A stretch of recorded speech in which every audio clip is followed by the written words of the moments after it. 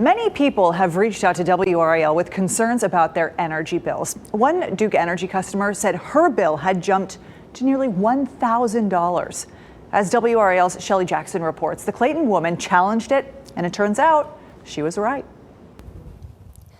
Bryn Blanco had a huge shock when she opened her most recent electric bill. It was more than $1,000 for this 1,000 square foot house, and it wasn't easy to get to the bottom of it. Bryn Blanco has lived in this 1,000 square foot home for 7 years. The Army veteran grows and cans her own food and raises chickens.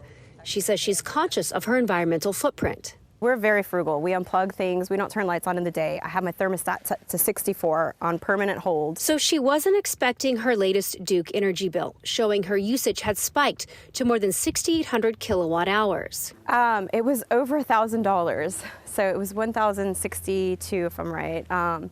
Which is very shocking because normally my bill averages between 175 and like 220, 240. Blanco knew the bill couldn't be right and called Duke last Tuesday to have them reread the meter. She says they didn't show up and rescheduled her twice. One of the managers I spoke to was very combative. She was very aggressive. She wasn't helpful at all. Finally, she was told that there was a mistake and that she only owed $175. He said that it was human error, is what he said. Blanco has her meter read manually, and Duke Energy tells WRAL during this process, the usage information was recorded inaccurately. We are working to quickly resolve the matter and rebill the customer for the correct amount. Blanco doesn't think someone initially came to reread the meter. She was told the meter was read from the street and that she would have to wait a week to get her new reading. There's no way that he could have actually seen it from the street. And you can hear when people come up our driveways because it's gravel. Blanco says her bill hasn't been adjusted yet. And while she is relieved she isn't on the hook for $1,000,